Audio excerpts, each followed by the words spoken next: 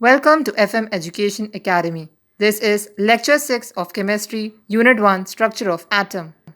In the last lecture, that is in Lecture 5, we had seen about developments leading to Bohr's model, and in that we had seen a wave nature of electromagnetic radiation which was proposed by Maxwell.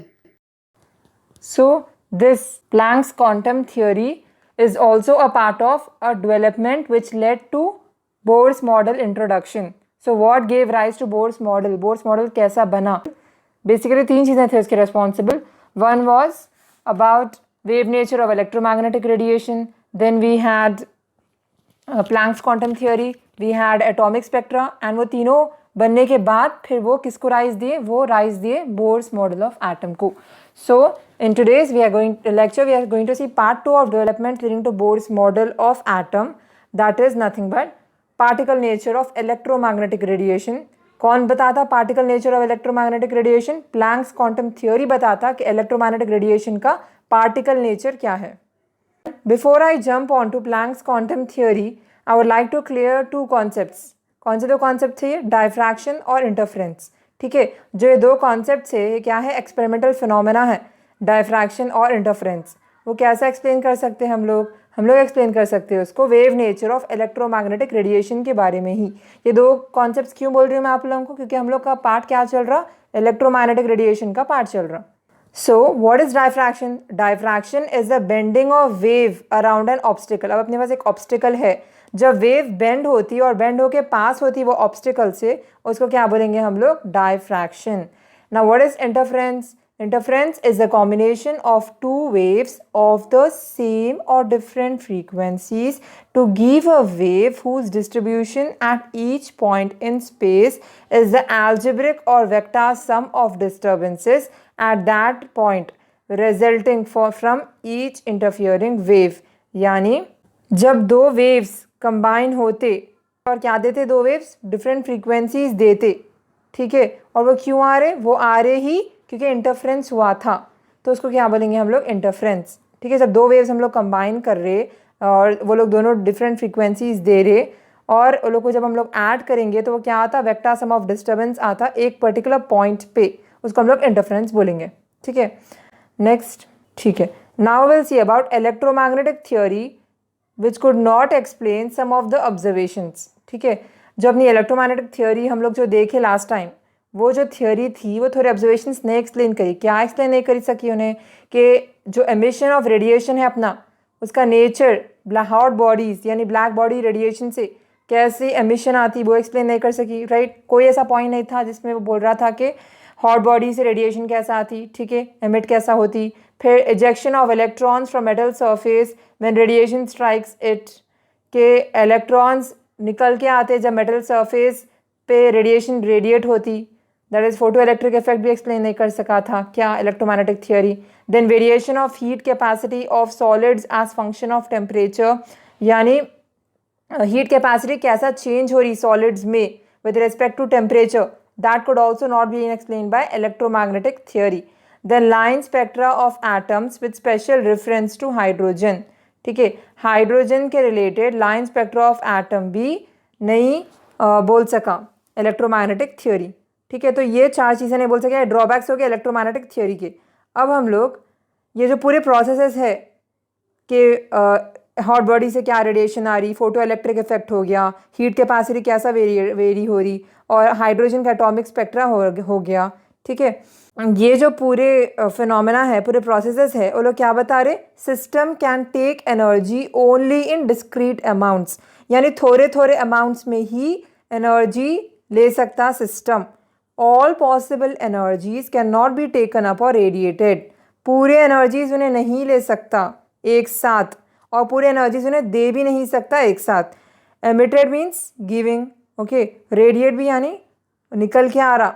ठीक है, तो जो भी energies है पूरे एक साथ नहीं निकल सकते. ठीक है, वो लोग को अलग अलग निकलना चाहिए एक के बाद एक. Then we have Planck's quantum theory. Planck's theory क्या है? It successfully explains the emission of radiation from a hot body. Hot body यानी black body.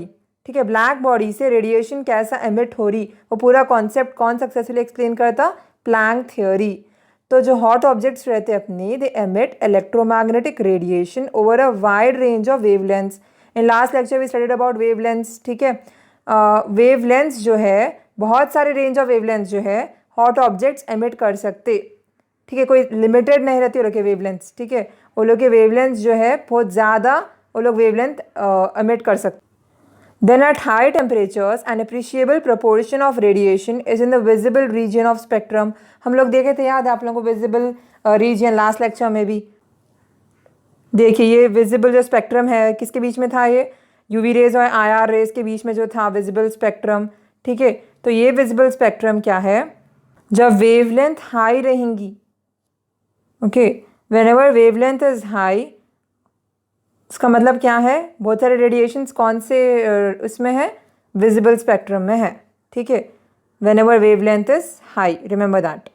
And whenever the temperature is increasing, a higher proportion of short wavelength blue light is generated. We read in 10th class, right, कि जो blue light रहती है उसकी wavelength कैसी रहती, short रहती. तो जब भी टेम्परेचर बढ़ा तो जो शॉर्टर वेवलेंथ है ब्लू लाइट के वो जनरेट होते.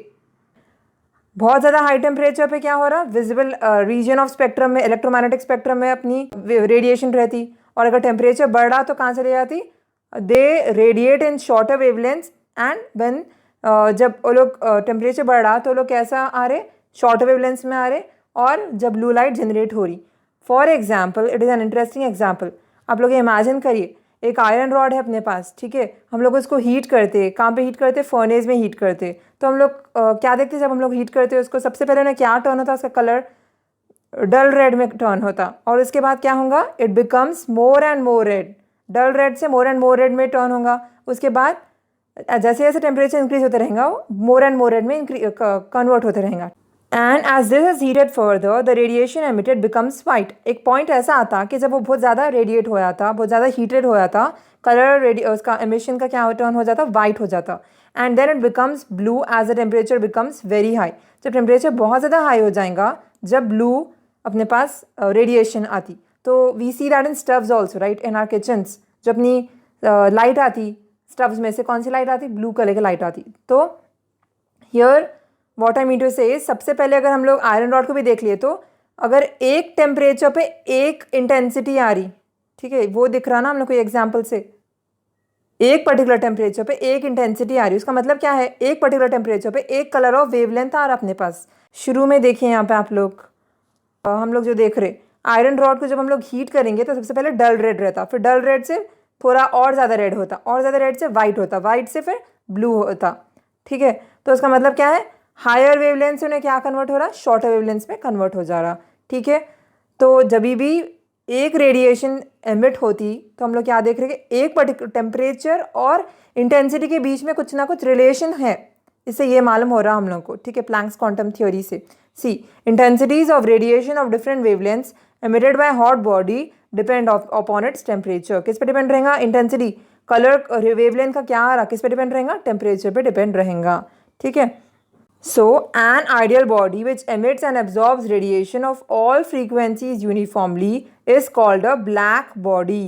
तो black body का definition निकल के आया ये पूरे experimental result से. ठीक है, किसको बोलते हैं हम लोग, आइडियल बॉडी.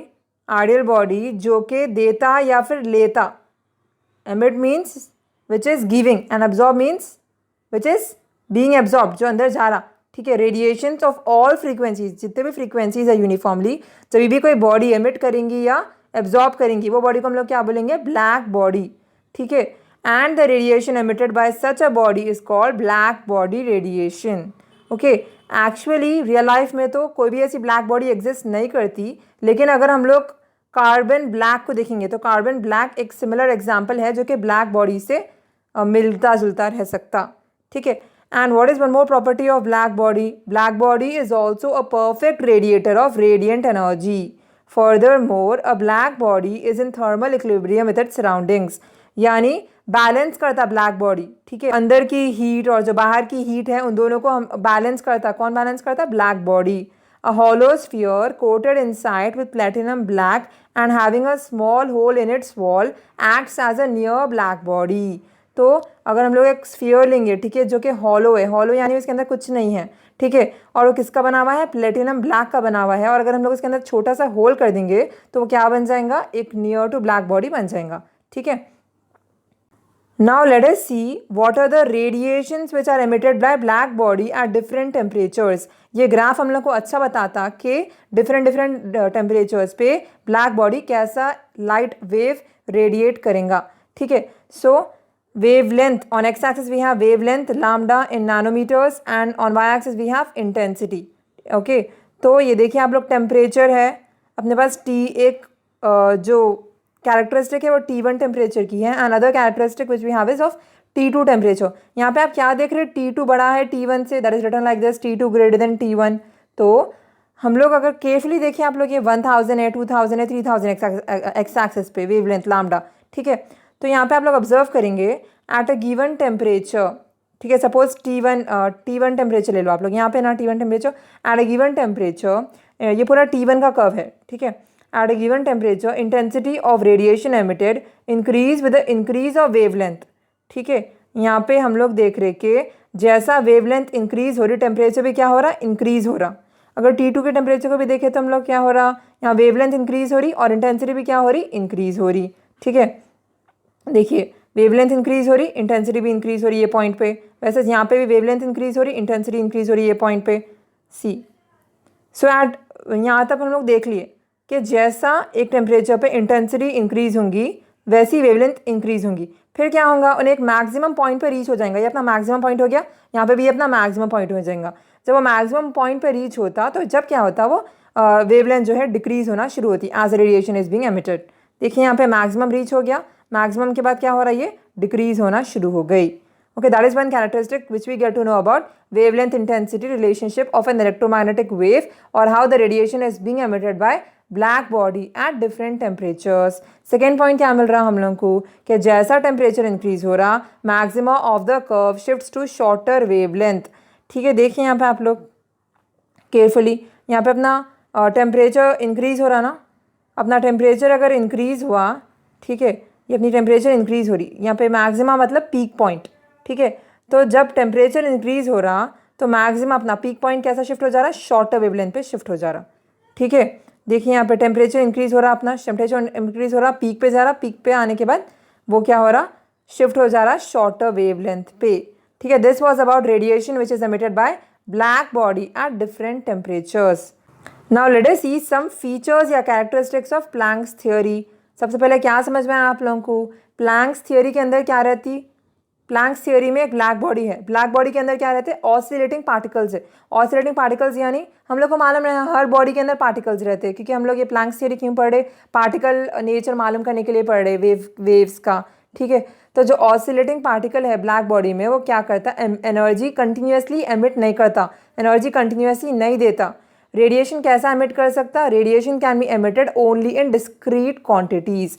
डिस्क्रीट यानी मैं आप लोग को बोली ना शुरू में ही कि थोड़ी थोड़ी क्वांटिटी में रेडिएशन एमिट हो सकता, कंटिन्यूसली एमिट नहीं हो सकता। ये कैसे मालूम हो रहा हम लोग को, प्लैंक्स थ्योरी से मालूम हो रहा।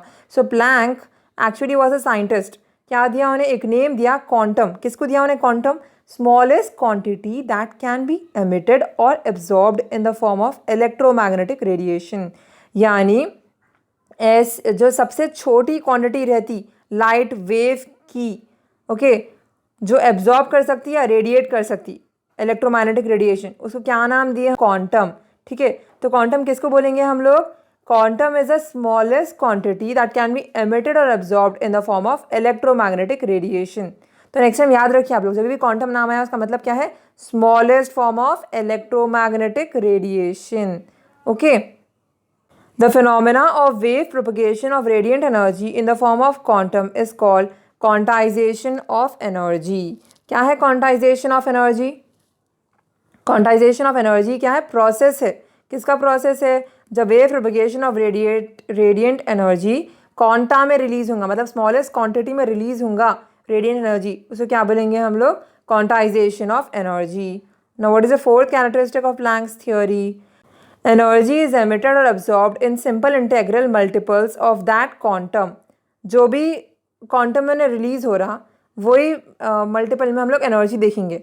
इसका मतलब ये है कि ये वाला फॉर्मूला बोल रहा हूँ, ये fourth point, E is equals to n into h into mu. N क्या है यहाँ पे, कौन सा भी इंटीजर रह सकता है एन, और यहाँ पे मतलब इंटेग्रल मल्टीपल्स ऑफ फ्रीक्वेंसी के बेसिस पे ही अपने को एनर्जी रहेंगी, जितने फ्रीक्वेंसी रहेंगी उतनी एनर्जी रहेंगी। उसका मतलब ये है कि E is directly proportional to mu, ये मालूम हो रहा फोर्थ पॉइंट से हम लोग को अकॉर्डिंग टू प्लैंक्स थ्योरी। ठीक है, and what will be the value of this